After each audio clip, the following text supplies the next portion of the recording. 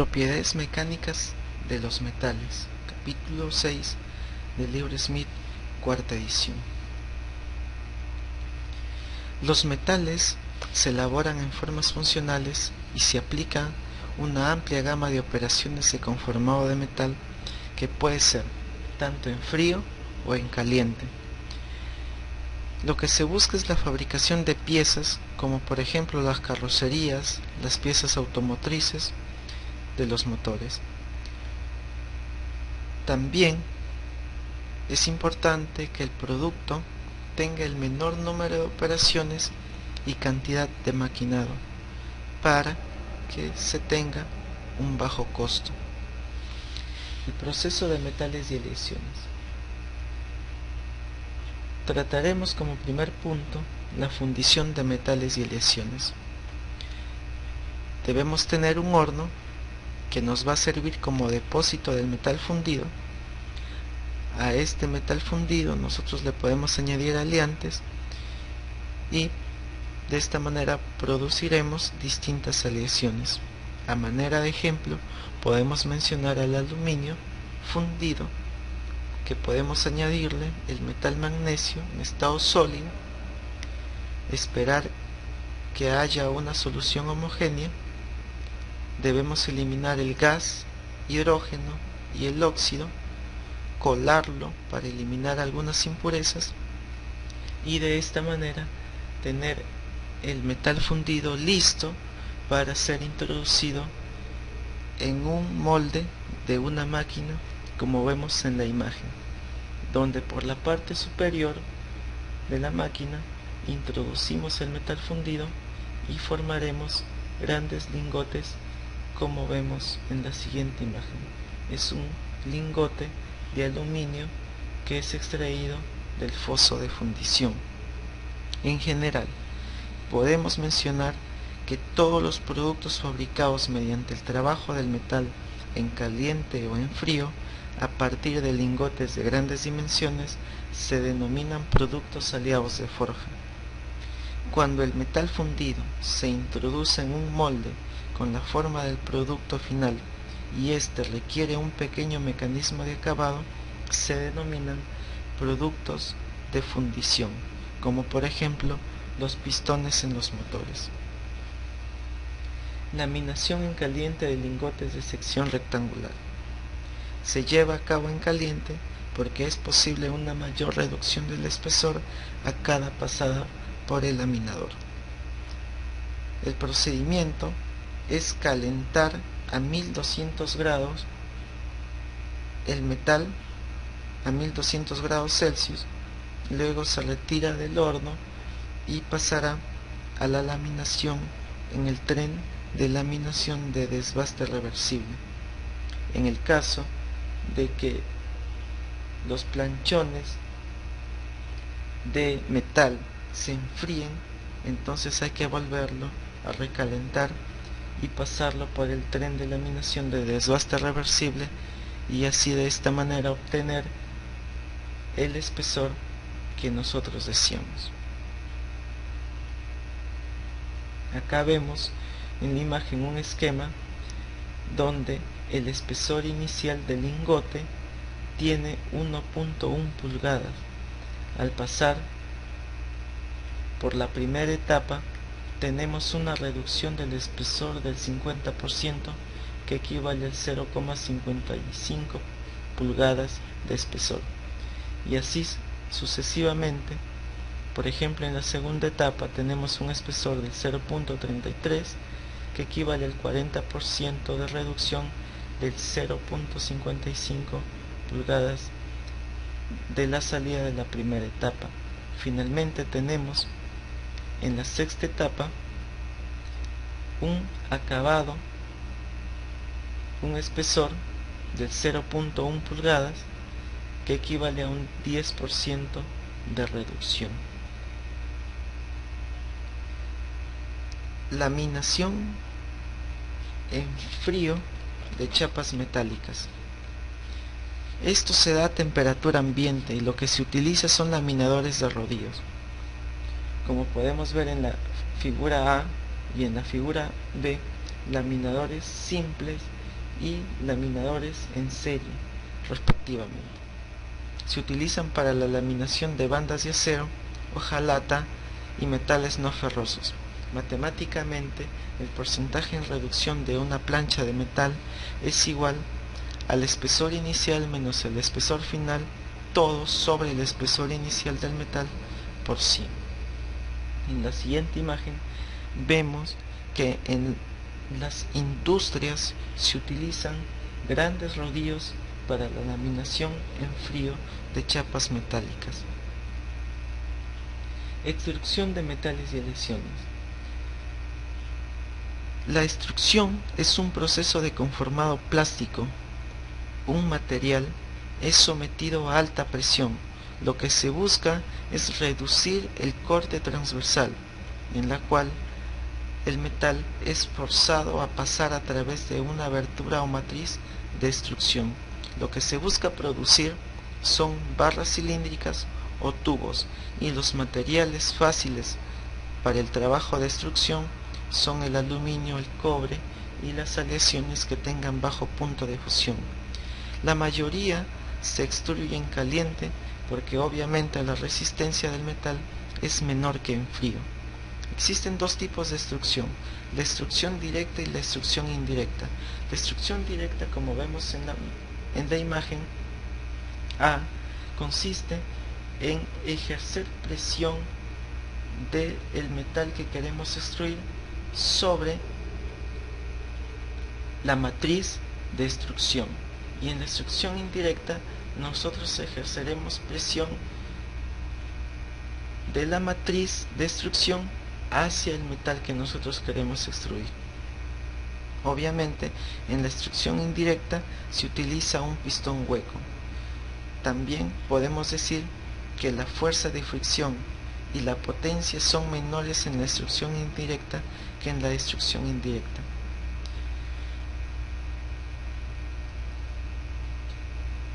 Vamos a ver lo que es el forja. El forja consiste en el golpeado del metal o comprimirlo o comprensión del metal hasta la forma deseada. Generalmente el trabajo en forja se da en caliente. Puede ser de dos tipos, tanto con martillo o con prensa. Con martillo hay que golpear el metal hasta tener la forma deseada, y con la prensa hay que sujetarlo a una fuerza comprensiva que va cambiando lentamente. La forja de matriz abierta se lleva a cabo entre dos matrices planas, que también pueden ser cavidades circulares o en forma de V. Nosotros en la imagen podemos apreciar que las formas básicas de matrices abiertas son las matrices planas, las matrices con fondo en V, las matrices circulares o semicirculares y las matrices en forma de V. El forja de matriz cerrada es cuando el metal se coloca entre las dos matrices, por ejemplo, para producir bielas utilizadas en los motores de automóviles, ¿no? Y también vemos en la imagen un conjunto de matrices cerradas que se utilizan para la producción de bielas de automóviles. En general, podemos decir que el proceso de forja es utilizado para producir formas irregulares y para mejoras en la estructura del metal, como por ejemplo en la porosidad, y también para la refinación. Tensión y deformación en metales. Para el estudio de tensión y deformación en metales, vamos a tener una probeta con una longitud inicial y una área transversal inicial. Luego vamos a aplicarle una fuerza de tracción uniaxial, en la cual esta fuerza de tracción uniaxial va a deformar a la probeta, y obviamente va a haber una variación de longitud y también una variación de área, donde la variación de la longitud va a ser igual a la longitud final menos la longitud inicial. A partir de ello podemos mencionar lo que es deformación elástica y deformación plástica. La deformación elástica consiste en que nosotros aplicamos una fuerza de tracción uniaxial a la probeta y la va a deformar. Si nosotros dejamos de cesar la fuerza, entonces la probeta recuperará su forma original. Microestructuralmente podemos decir que los átomos se han movido de sus posiciones originales, pero no han llegado a tomar nuevas posiciones. En la deformación plástica, nosotros aplicamos una fuerza de tracción uniaxial a la probeta de tal manera que sea suficiente para que nosotros deformamos a la probeta y al dejar de cesar la fuerza, la probeta no llega a tomar su forma original. Microestructuralmente se dice que los átomos se han movido de sus posiciones originales y han llegado a tomar nuevas posiciones. También nosotros podemos mencionar lo que es la tensión ingeniería y la deformación convencional. La tensión ingeniería se define como la fuerza sobre el área. La fuerza es la de tracción uniaxial y el área es el área original. Y lo que es la deformación convencional es igual a la variación de la longitud todo sobre la longitud inicial.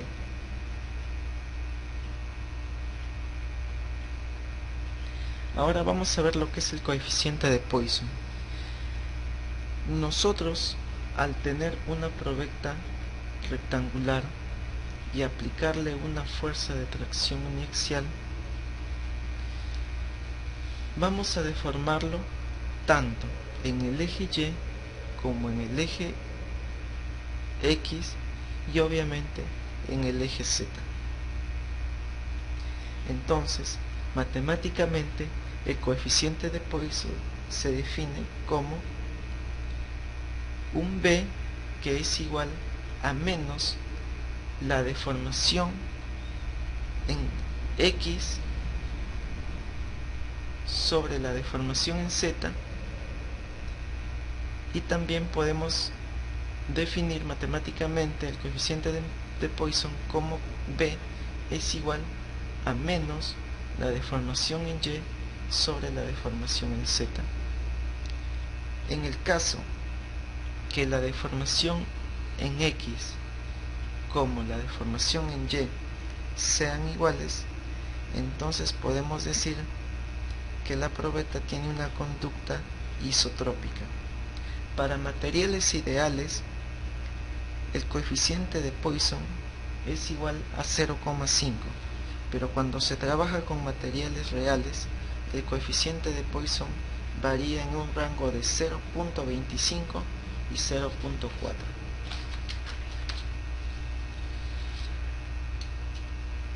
Vamos a hablar ahora de tensión de cizalladura y deformación de cizalladura.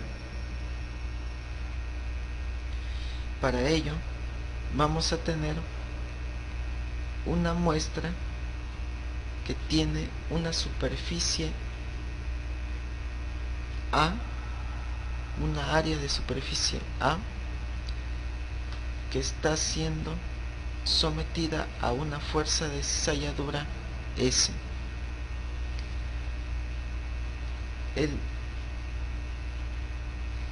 Debido a la fuerza de cizalladura, va a provocar una deformación, la cual tiene como variable A. El cuerpo tiene una altura h, Entonces, nosotros definimos matemáticamente a la tensión de cizalladura como la fuerza de cizalladura aplicada sobre el cuerpo entre el área. La deformación de cizalladura se define como la cantidad de desplazamiento de cizalladura A dividido entre la distancia h sobre la que se produce la cizalladura. Lo definimos como A sobre h, y eso obviamente es igual a la tangente del ángulo θ que nosotros observamos en la imagen. Entonces, en general, podemos decir que para la cizalladura puramente elástica, la proporcionalidad entre la deformación A de cizalladura y la tensión de cizalladura es igual a T igual a G por la deformación de cizalladura, donde el T es igual a la tensión de cizalladura y el G se denomina módulo de rigidez. Ensayo de tracción y el diagrama tensión-deformación convencional. Para el ensayo de tracción, como vemos en imagen, se necesita una máquina. En la primera imagen vemos una máquina moderna que nos sirve para el ensayo de tracción, y en la siguiente imagen vemos un esquema de lo que es el ensayo de tracción. El ensayo de tracción se utiliza para evaluar la resistencia de los metales y también de las aleaciones. Esto se da a una velocidad constante que se llega hasta fracturar la probeta en un tiempo relativamente corto. Vemos en imagen al extensiómetro, que está sujeto a la probeta mediante pequeñas mordazas. Lo que va a hacer el extensiómetro va a medir la deformación que sufre la probeta debido a la fuerza de tracción uniaxial que es aplicada por las mordazas. Las probetas, de manera general, pueden tener un diámetro de 0.5 pulgadas y una longitud de 2 pulgadas. Vamos a ver los valores de las propiedades mecánicas obtenidas en el ensayo de tracción y el diagrama tensión-deformación convencional. Vamos a empezar por lo que es el módulo de elasticidad, el límite elástico convencional, la resistencia a la tracción, el porcentaje de alargamiento a fractura y el porcentaje de fricción a fractura. Nosotros, para el estudio de estas propiedades, vamos a utilizar lo que es el diagrama de tensión-deformación. Vemos en esta imagen el diagrama de tensión-deformación. Entonces, como primer caso, vamos a tener el módulo de elasticidad. Para metales, la máxima deformación suele ser menor al 5%. En general, los metales y aleaciones muestran una relación lineal entre la tensión aplicada y la deformación producida en la región elástica del diagrama tensión-deformación. Esto se describe por la ley de Hooke, donde nos dice que la tensión es igual al módulo de elasticidad por la deformación, donde el módulo de elasticidad también recibe como nombre módulo de Young. El módulo de elasticidad está relacionado con la fuerza de enlace entre los átomos del metal o aleación. En la región elástica no varía el módulo de elasticidad al incremento de tensión y se mantiene en proporción. Límite elástico. Es la tensión a la que se produce una deformación elástica. En muchas ocasiones se determina el límite elástico cuando se produce una deformación del 0.2%. Este valor es arbitrario. Por ejemplo, en el Reino Unido se toma el valor del 0.1% de deformación. Podemos calcular el límite elástico de la siguiente manera: trazar una paralela a la región elástica del diagrama tensión-deformación. Esa paralela la prolongamos hasta la intercepción con el diagrama tensión-deformación. En el punto de intersección trazamos una horizontal hacia el eje de la tensión convencional, y ese punto que se da entre la horizontal y el eje de la tensión convencional será el resultado del límite elástico, o el valor que toma el límite elástico. Resistencia a la tracción. Es la máxima tensión que alcanza en la curva tensión-deformación. Podemos darnos cuenta en esta gráfica que el máximo valor que toma la gráfica es aproximadamente 600 megapascales en el eje de la tensión convencional. Entonces, ese valor es la resistencia a la tracción. Cuanto más dúctil es el metal, mayor es la estricción antes de la fractura. La información que aporta la resistencia a la tracción es sobre los defectos y porosidades o inclusiones. Porcentaje de alargamiento. El porcentaje de alargamiento y el porcentaje de estricción son datos que nos proporcionan un valor de la ductilidad. A mayor ductilidad, mayor es la deformación. Matemáticamente, el porcentaje de alargamiento es igual a la longitud final menos la longitud inicial, todo sobre la longitud inicial por 100. Esto nos proporciona un índice de la calidad del metal. El porcentaje de destrucción es el porcentaje de reducción del área, que es igual al área inicial menos el área final, todo sobre el área inicial por 100, definida matemáticamente.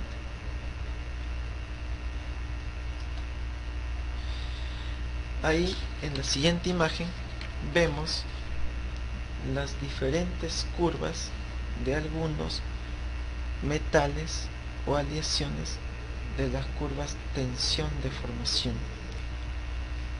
Ahora veremos lo que es tensión real y deformación real. La sección transversal cambia continuamente durante el proceso de tracción.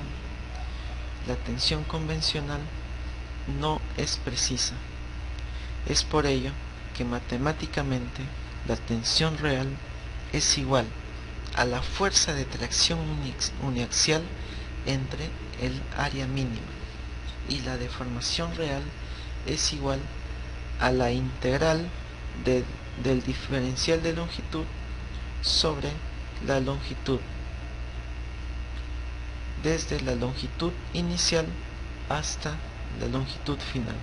Si nosotros integramos, esto va a ser igual al logaritmo natural de la longitud inicial sobre la longitud final. En ingeniería, el diseño no se basa en la tensión real hasta la fractura, sino hasta que excede el límite elástico. Y nosotros en la imagen, en la gráfica, podemos ver la diferencia de una tensión y deformación convencional y de la tensión y deformación real. Dureza y ensayo de dureza. Dureza es la medida de la resistencia de un metal a la deformación plástica.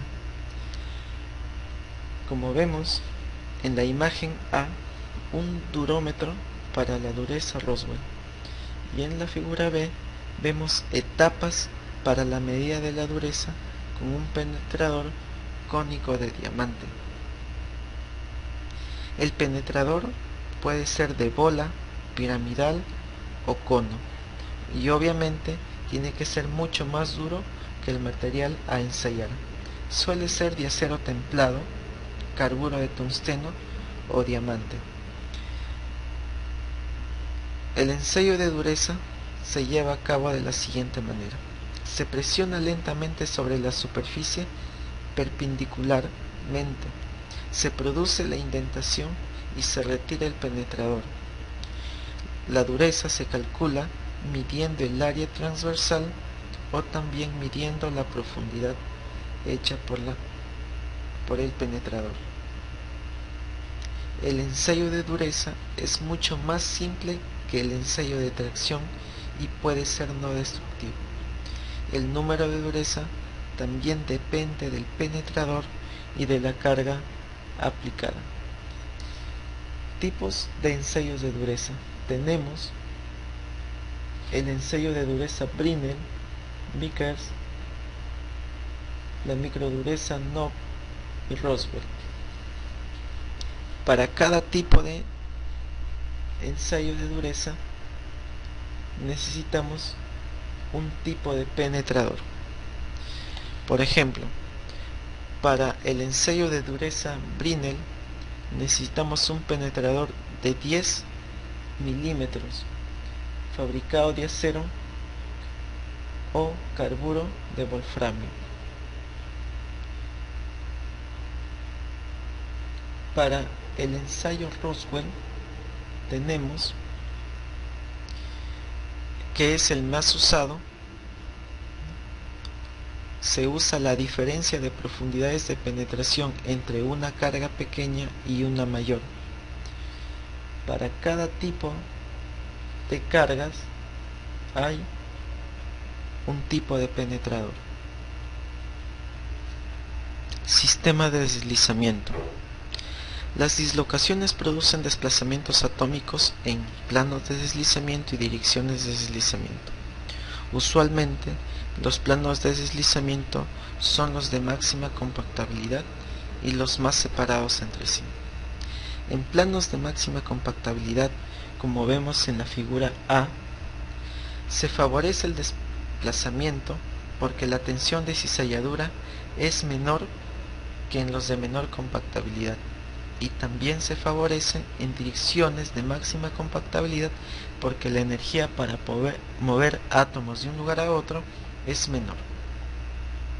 En conclusión, podemos decir que un sistema de deslizamiento es la combinación de un plano de deslizamiento y una dirección de deslizamiento. En estructuras cristalinas FCC tiene lugar el deslizamiento en planos octaédricos tipo 111 y las direcciones tienen de tipo 1-1-0. En la estructura cristalina FCC hay 8 planos octaédricos tipo 1-1-1, las cuales son paralelos 2 a 2. Por lo tanto, solo hay 4 planos de deslizamiento tipo 1-1-1. Cada plano tiene 3 direcciones distintas. Por lo tanto, 4 por 3 serían 12 sistemas de deslizamiento en la estructura FCC. En la estructura cristalina BCC, como sabemos, no es una estructura de máxima compactabilidad.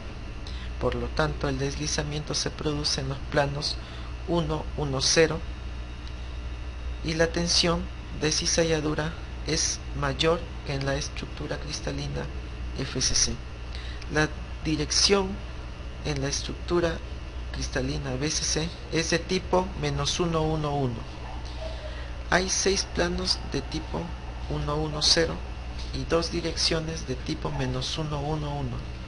Por lo tanto, si multiplicamos 6 por 2, sería igual a 12 sistemas de deslizamiento.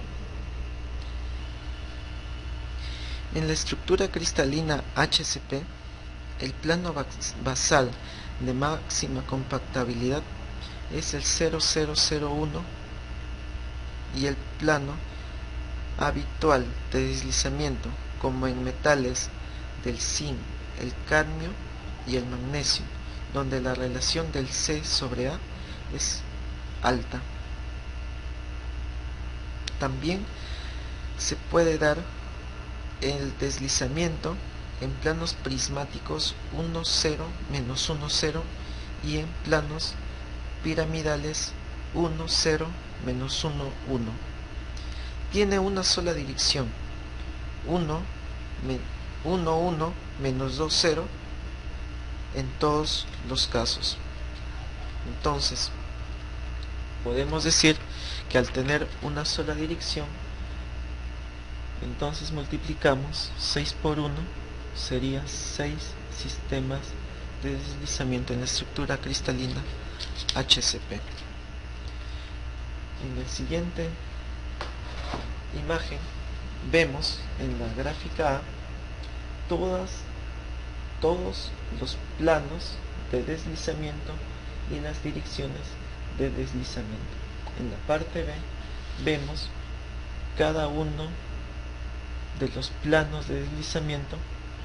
Decíamos que había 4 planos de deslizamiento en la estructura cristalina FCC. Acá están los 4 planos de deslizamiento, que son el 1, 1, 1, el -1, 1, 1, el -1, -1, 1 y el 1, -1, 1. Cada plano de deslizamiento, si nosotros nos damos cuenta, tiene 3 direcciones. Realmente tienen 6 direcciones, pero como tienen la misma dirección, pero sentido contrario, solo se toma una sola dirección. Entonces, por cada plano de deslizamiento existen 3 direcciones. Y si nosotros multiplicamos los 4 planos por las 3 direcciones, nos da 12 sistemas de deslizamiento en la estructura FCC. Comprendiendo todo esto, podemos hablar sobre la ley de Smith. La ley de Smith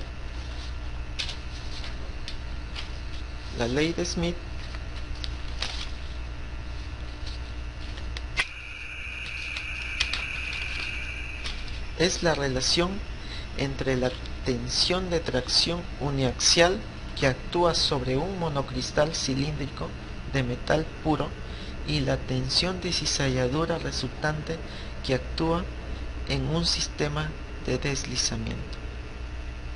Vamos a tener una probeta debido a una tensión de cizalladura. Vamos a formar una dirección de deslizamiento. La dirección de deslizamiento con respecto a la deformación tiene un ángulo lambda, y la normal al plano de deslizamiento con respecto a la fuerza tiene un ángulo phi. Entonces, nosotros podemos mencionar que la tensión de cizalladura es igual a la fuerza aplicada entre el área inicial A1. Por geometría, nosotros sabemos que la fuerza resultante va a ser igual a la fuerza F por el coseno de lambda. A1 va a ser igual al A sub 0 sobre el coseno de phi. Por lo tanto, nosotros podemos obtener la tensión de cizalladura dividiendo la fuerza resultante entre el área inicial, y nosotros tendremos la siguiente relación, que vemos que la tensión de cizalladura es igual a la deformación por el coseno de lambda por el coseno de phi.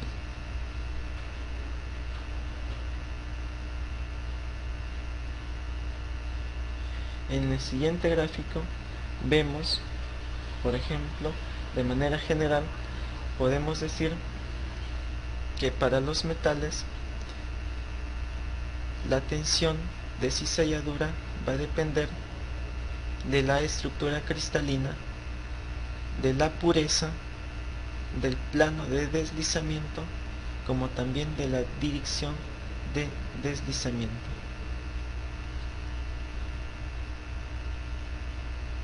Ahora vamos a ver lo que es el maclado. El maclado es un proceso para producir deformación plástica. El plano cristalográfico de simetría entre la parte deformada y la no deformada se denomina plano de maclado. Como vemos en el siguiente gráfico, una estructura no deformada, que es esta que vemos que estamos señalando con el puntero, esta región que es el plano de maclado debido a la deformación y al deslizamiento de átomos, y la parte que ha sido también deformada. El maclado es el proceso más importante de la estructura HSP debido a su reducido número de sistemas de deslizamiento. Como sabemos, en la estructura HSP los metales son bastante frágiles, entonces se utiliza el procedimiento de maclado para deformarlos plásticamente. Con ayuda del maclado, los metales HSP, como el zinc, el magnesio, son menos dúctiles. Efecto de los límites de grano sobre la resistencia de los metales. En general, podemos decir que los límites de grano aumentan la resistencia de los metales y aleaciones porque actúan como barreras del movimiento de dislocaciones, excepto a temperaturas elevadas donde se debilitan. También podemos decir que a temperatura ambiente los metales de grano fino producen una conducta uniforme e isotrópica en los metales. También los metales de grano fino son más sólidos, más duros, más resistentes, más susceptibles a endurecimiento por tensión. Sin embargo, son menos resistentes a la corrosión y a la termofluencia. La ecuación de Hall-Page es una ecuación empírica. Se basa en mediciones experimentales, mas no en teoría. La ecuación de Hall-Page relaciona la resistencia a la atracción de un metal con su diámetro, donde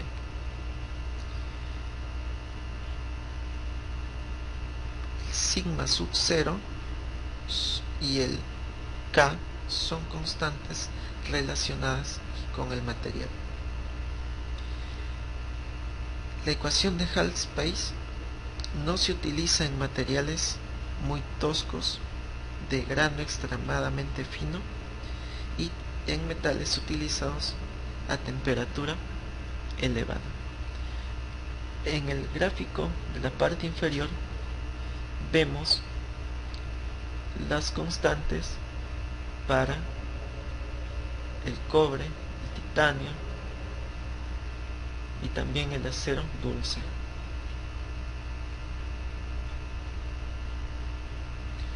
En la siguiente gráfica vemos De manera general podemos decir que el material policristalino muestra una mayor resistencia a cualquier grado de deformación. Endurecimiento de los metales por disolución sólida. Aumenta el endurecimiento de los metales. Consiste en la adición de uno o más elementos al metal. La disolución sólida es más resistente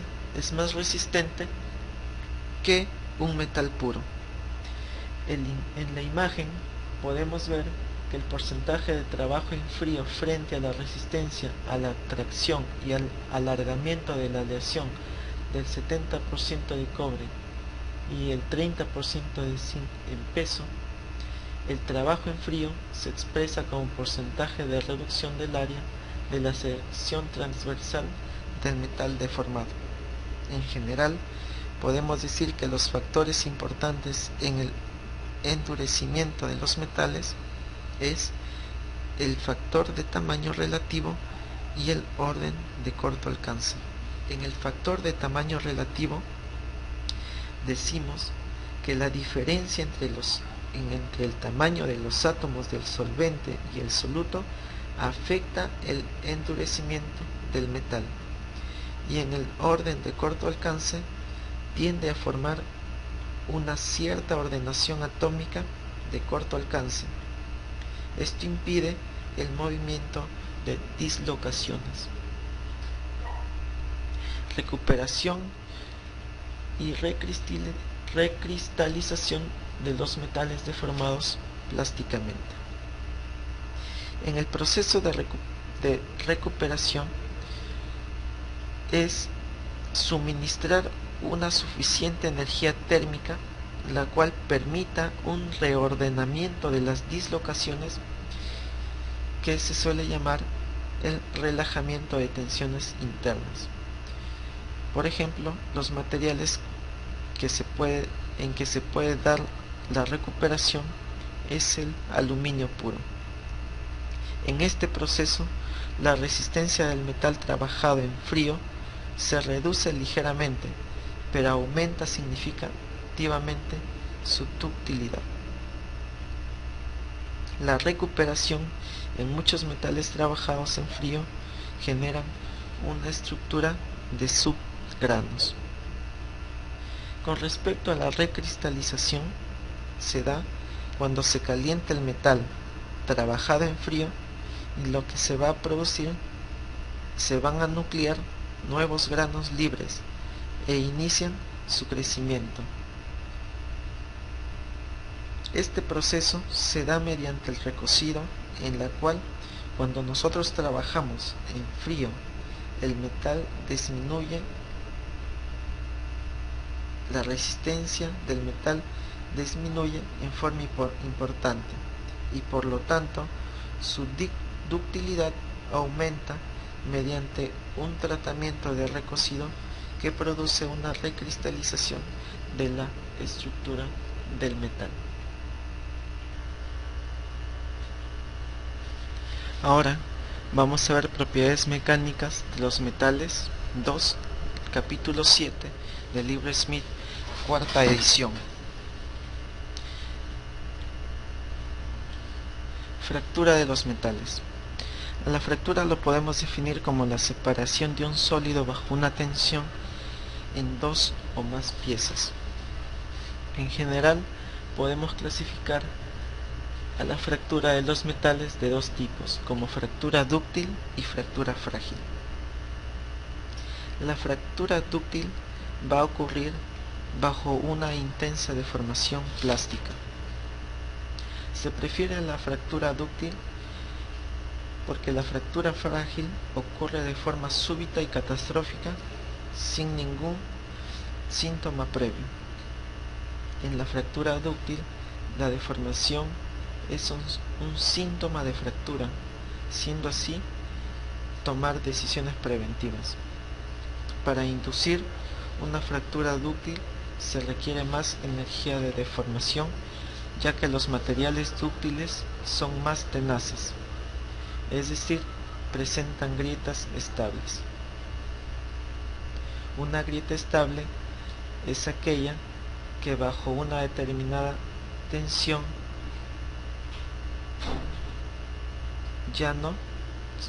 el metal ya no se sigue deformando.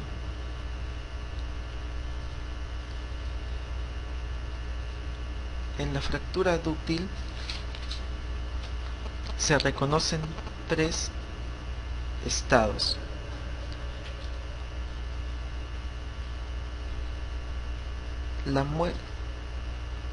La muestra que vemos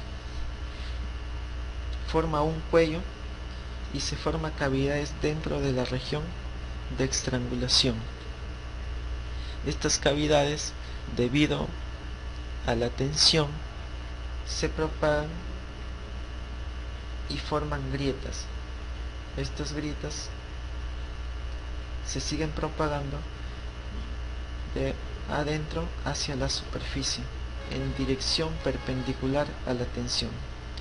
Si la grieta cambia de dirección en 45 grados respecto al eje de la tensión, entonces resulta una fractura dúctil, la cual puede ser de cono o copa. Fractura frágil. Muchos metales y aleaciones se fracturan de una forma frágil. Usualmente se produce a lo largo de los planos cristalográficos. Estos planos se denominan planos de fractura. Esto se da bajo una tensión que es normal a los planos de fractura. Comúnmente presentan fractura frágil los que tienen estructura cristalina HCP, debido al número limitado de planos de deslizamiento. Muchos metales BCC se fracturan de forma frágil, como el hierro, el molibdeno, el tungsteno. Esto se da a bajas temperaturas y grandes deformaciones. La fractura frágil tiene lugar a tres estados. La deformación plástica concentrada concentra las dislocaciones a lo largo de los planos de deslizamiento en obstáculos. La tensión de cizalladura se acumula en lugares donde las dislocaciones se bloquean y como resultado se nuclean microgrietas.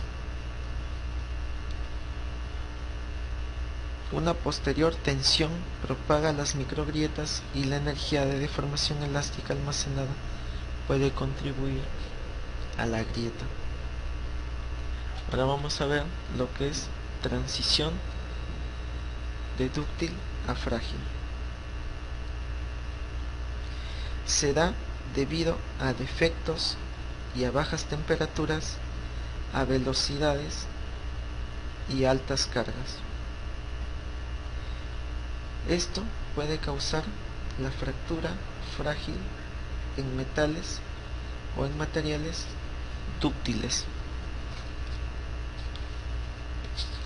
Esfuerzos es el cociente del esfuerzo mínimo entre tenacidad y prueba de impacto. A la tenacidad lo podemos definir como la medida de la cantidad de energía que un material puede absorber antes de fracturarse. El método más simple para medir la tenacidad es la prueba de impacto. Consiste en colocar una probeta Sharpie con muesca en B a lo largo junto a los brazos paralelos de la máquina. Como vemos en la imagen, soltamos el péndulo pesado desde la altura H y golpea a la probeta fracturándola. Como conocemos la altura H', podemos calcular la diferencia entre las alturas y de esta manera podemos determinar la energía presente en el proceso de fractura. Temperatura de transición de dúctil a frágil. La velocidad de carga y aplicación de esfuerzo se consideran constantes en el proceso de temperatura de transición de dúctil a frágil. La temperatura se selecciona como variable. Entonces se emplea el aparato de prueba de impacto para determinar el intervalo de la temperatura dúctil a frágil. Los metales FCC, como nos podemos dar cuenta en el gráfico, no pasan por la temperatura dúctil frágil, y estos son adecuados para emplearse a baja temperatura. Los factores que influyen en la temperatura dúctil frágil son la composición de la aleación, el tratamiento térmico y el procesado. Fatiga de los metales.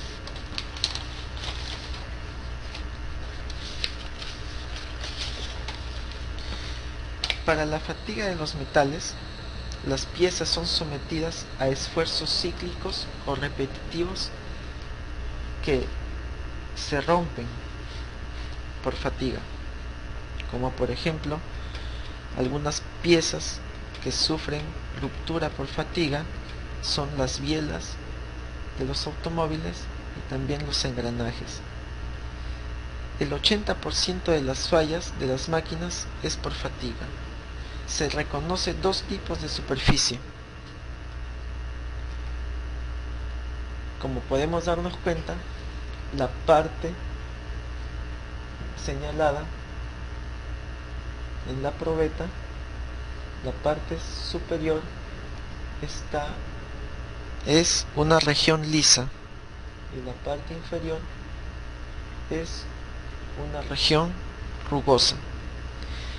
La región lisa es debido a la fricción entre las superficies abiertas durante la propagación de la fisura, y la región rugosa se genera debido a una carga elevada por la sección transversal remanente.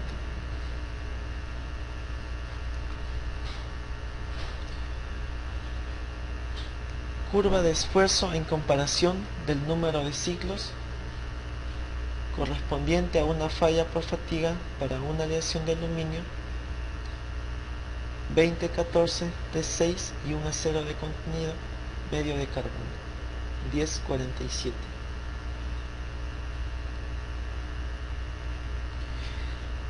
Esfuerzos cíclicos.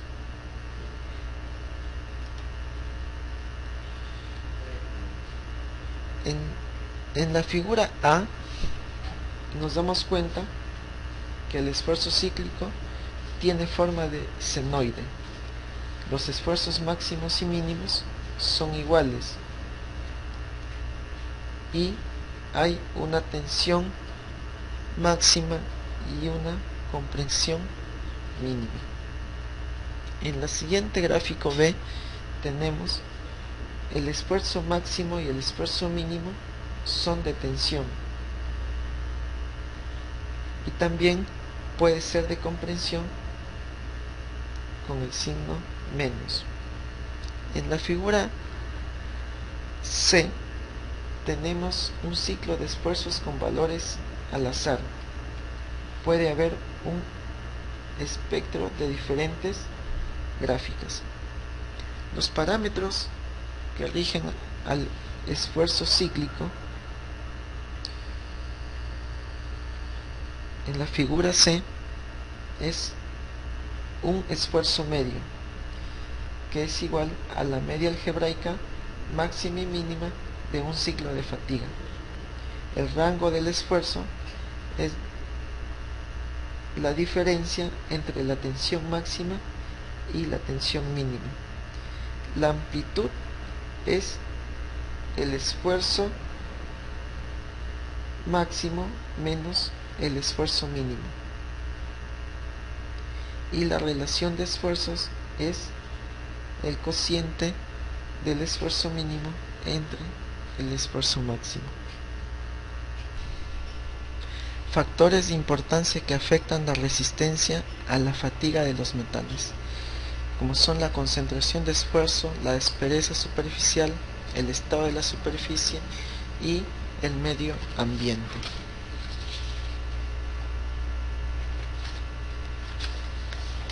Fluencia.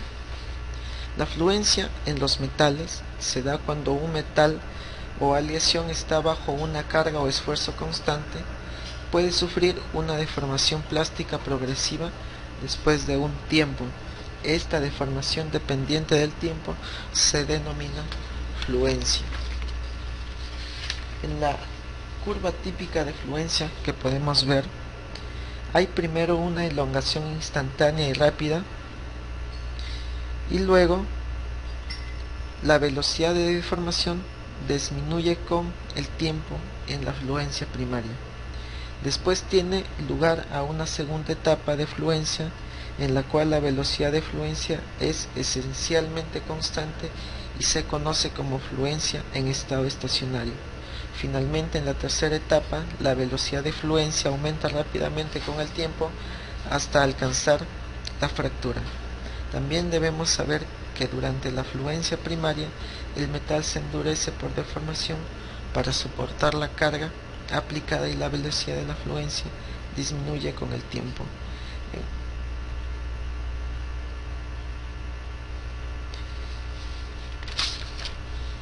En la imagen de la probeta presenta una fractura intergranular de un acero inoxidable de tipo 304L que ha tenido una falla por fluencia. En la curva del gráfico inferior, en general podemos decir que al aumentar el esfuerzo sobre el metal que está sometido a la fluencia, como al aumentar la temperatura, aumenta también la velocidad de la fluencia. En general, debemos notar que cuando el esfuerzo aumenta, la velocidad de deformación también aumenta.